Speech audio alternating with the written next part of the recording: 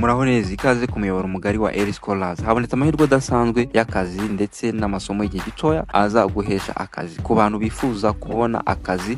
Mukaba warasoje secondaire senior 6 ukaba ufite diploma yawe ya A2 ukaba utarabona akazi, uri ahantu hanyaho uyu munsi. Niba warasoje troncome uri ahantu hanyaho uyu munsi, ngiye kubereka ibintu by'ingirakamaro bigiye kubafasha mu buzima bwanyu bwa buri munsi. Nubyitondera uraza guhabwa amahirwe akomeye. Icyo usabwa wowe ni iki? Ni ukureba video kuva ku munota wa mbere kugeza irangiye, kubera ko ibintu byose by'ingenzi turabivuga nta kintu na kimwe dutarutse, kandi ndabahereza n'ibintu byose bigiye kubafasha. Ndabereka n'uburyo murabibona. Icyo usabwa, niba uri mushya ku rubuga rwacu ukaba ari ubwa mbere ubonye iyi channel, iyandikishe. Kwiyandikisha ni gute? Urakanda subscribe, utaninge on all notification kugira ngo video yose tuzajya dushyiraho ujye uhita uyibona mu ba mbere, amahirwe atazajya gucika. Akazi ka mbere turi kubona ahangaha ni akazi ko kuba teacher. Aka ni akazi kari gutangwa na Omega Ministries. So uyu munsi bari gutanga akazi ko kwigisha muri primary kuva mu mbere kujya mu gatatu ndetse na nursery. Ikindi ibisabwa kugira ngo applyingire aka kazi, icya mbere ugomba kuba ushobora kuba ufite degree yaba ari A2 nkuko muri kubona, advanced certificate of A2, cyangwa ufite advanced diploma in education A1 cyangwa se bachelor degree biri related. Ariko umuntu ufite experience rwose ibyo ni amahirwe akomeye cyane kuri we. Hanyuma ikindi ugomba kuba wumva ndetse ufite ubushobozi bwo kwigisha abana bari muri iyo myaka mu cyo kigero twavuze hejuru. Ikindi ufite passion ndetse washobora kwigisha abana Christian education cyangwa se ubumenyi bw'iyobokamana ndetse ukanabayobora mu bya mwuka neza. Hanyuma uburyo bwo applying, uburyo bwo gukora application ni uko abanyeshuri basoje secondaire cyangwa n'abasoje ibindi byiciro bari interested in, cyambere ugomba gukora no kwandika motivation letter ukayandikira Omega Ministries. Ikindi ukandika CV yawe neza mu buryo bugezweho. Abantu bagiye badukurikira muri video zatambutse murabizi ko twagiye tubereka uburyo bwo kwandika CV neza. Ikindi ugomba kuba ufite copy of academic and professional certificate. Ubwo ugomba kuba ufite iyo diploma yawe, ufite copy yayo. Ikindi ugomba kuba ufite aba reference batatu. Ibyo ni bisanzwe, ibyo mugiye mubizi. Ikindi ugomba kwandika essay itarengeje amagambo 1000 uri muravuga experience yawe mu bijyanye no kwigisha ndetse n'uburyo abanyeshuri uburyo nyine wigishaga abanyeshuri, process uburyo wayikoraga neza. Ibyo bintu numara kubikora neza, abantu batazi kubikora nagiye nkora video zitambutse, mugende murebe uburyo bakora CV motivation letter, nagiye mbivuga. Hanyuma instruction nuko ibyo byose numara kubikora urabishyira muri PDF as a single PDF file. Urabishyira muri file imwe iri PDF, hanyuma nongeza ubyohereze kuri email. Iyi email ndayibahereza muri video description. Hanyuma tutatinze reka mbereke indi job position ireba abantu mwese mwasoje A2 office caretaker. Iyi ni job position iri gutangwa na University of Global Health Equity. Iyi job position ireba umuntu wese wujuje ibi bikurikira. Inshingano zo muraza kuzireba hano za key responsibilities y'ibyo bakora. Ndaza kubahereza link muri video description kugira ngo bibafashe. Minimum requirement, ugomba kuba warasoje senior 6 ufite A level education, nibura uzi basic computer and IT skills, uzi gukoresha mudasobwa byibanze. Ntabwo ari ngombwa ngo ubizi cyane uri nzobere. Ikindi ubaye utuye muri Butaro byaba ari akarusho, ariko nimba utanahatuye nta kibazo, ushobora ku applyinga ugakora application yawe nta kibazo. Uzi kwandika Icyongereza neza no kukivuga, ibyo ni ibintu by'ingenzi. Ukuntu wakora application rero, ikintu cya mbere ukwiye kwitaho muri application, ugomba kuba ufite CV. Ibi nagiye mbigarukaho kenshi mu kazi kose muba mugiye ku applying, mutegure ama CV yanyu neza. Kabiri ugomba kuba ufite degree. Gatatu cover letter, uraza kwandika cover letter uvuga impamvu uri interested kuba wakora akazi ko kuba office caretaker, uvuge ndetse na experience niba ari ufite, ariko utanafite nabwo ushobora kubisobanura neza ukavuga ibyo wumva bikwiye neza ukaba wahabwa aka kazi. Ikindi ugomba kuuploadinga izi file binyuze kuri iyi link.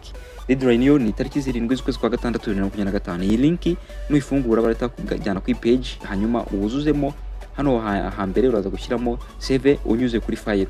Nyuma gushyiramo CV yawe hano uruzuzamo imyirondoro, amazina, email, nimero ya telefone, address yaho utuye, umujyi uherereyemo, igihugu cyawe, zip code, ndetse numara kubyuzuza neza uraza gushyiraho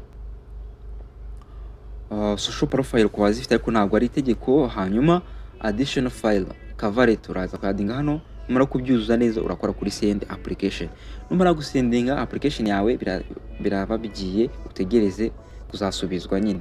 Hanyuma ku bantu ba troncome cyangwa O level ntago twabibagiwe, ndetse n'abana ari troncome gusa iyi opportunity aya mahirwe areba abantu b'urubyiruko bafite ku myaka guhera ku myaka 16 kujya kuri 30 nyine kuzamura. Ubwo nukuvuga ngo abantu bose bafite guhera kuri A level ariko kuzamura ukagera A2 n'ibindi byiciro nyine. Ubwo hari amasomo y'igihe gitoya ugomba kuapplyinga. Ngiye kubereka itangazo ko rivuga ribisobanura, hanyuma mugerageza amahirwe kugira ngo bizabafashe mu buzima bwanyu bwa buri munsi. Ni ingenzi cyane. Aya ni amasomo y'igihe gitoya witabira ugahabwa amafaranga ya tike, ukishyurirwa buri kimwe cyose ukakimenyerwa.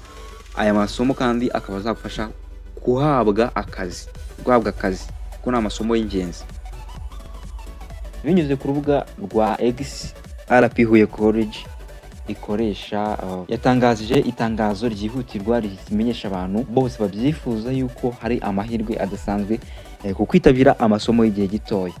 Nkuko muri kubona itangazo niryo ry'ingiri, reka mbagezeho iri tangazo ababyifuza bose mbabwire n'ibisabwa ndetse n'uburyo mugiye kuapplyinga mugahabwa aya masomo y'igihe gitoya akabafasha mu buzima bwanyu bwa buri munsi, mukaba mwakwihangira imirimo cyangwa se mugakora akazi gatandukanye. Ishuri rikuru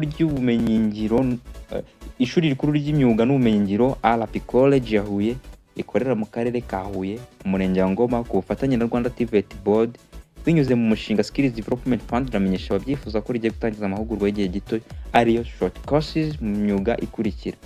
Umwuga wa mbere ni ukubaka amakaro cyangwa ibyo twita tile works, kubaka plafond ceiling construction. Gatatu, gusiga amarangi no gutaka aribyo painting and decoration.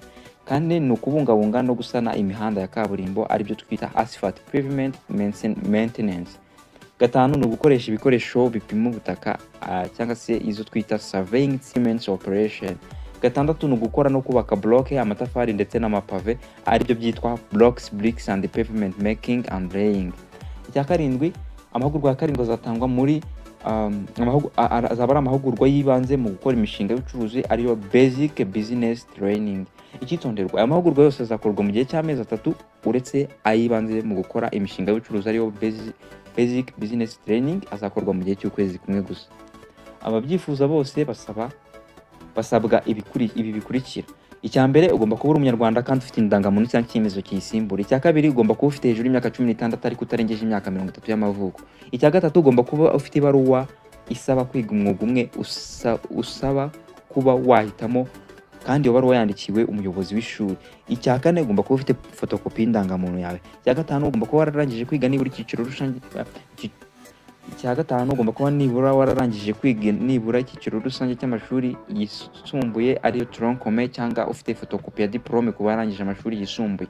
Ubwo nibura nimba warasoje troncome ugomba kuba ufite result slip mu wa gatatu, ariko hano ntabwo wabimentioning. Ubwo ugomba kuba uyifite hafi aho kugira ngo ibe proof yuko wasoje troncome. Icya gatandatu, nuko ugomba kuba utarigeze witabira andi mahugurwa yaba yarateguwe na SDF cyangwa se iyo twita NEP nitwa NET cyangwa ahandi related na training nk'izi ngizi zitangwa na RTB. Abanyeshuri bazishyurirwa amafaranga y'ishuri na Skills Development Fund cyangwa se iyo twita SDF, kandi buri munyeshuri azajya ahabwa amafaranga y'urugendo. Aho uzabyo utuyeho ari hose uhabwa amafaranga y'urugendo kugira ngo bifashe kuba wagera aho utrainingira cyangwa uhabwa amahugurwa. Kwiyandikisha bizakorerwa ku cyicaro cy'ishuri mu masaha y'akazi uhereye ku itariki 15 Gicurasi 2025 kugeza ku itariki 30 Gicurasi 2025 mu ubunyamabanga rusange bw'ishuri. Ku bindi bisobanuro ushobora guhamagara izi nimero kuko ni iz'ubuyobozi bushinzwe bimwe mu bijyanye n'uburyo aka kazi n'uburyo aya masomo igihe gito azasabwa, arizo 0785254386. Ibi byakorewe i Huye ku itariki 14 Gicurasi 2025. Mbifurije amahirwe masa abantu mwese mukomeje kugerageza amahirwe atandukanye. Uyu munsi niyo mpamvu ngiye gukomeza kubereka n'izindi opportunities n'ahandi hantu mukomeza gushakira. Ibyiza ni uko ugomba kugenda ugerageza ahantu hose amahirwe ashoboka kugira ngo urebe ko byakugirira akamaro, kuko ushobora kwapplyinga aha ngaha bikemera, ahandi ntibikunde.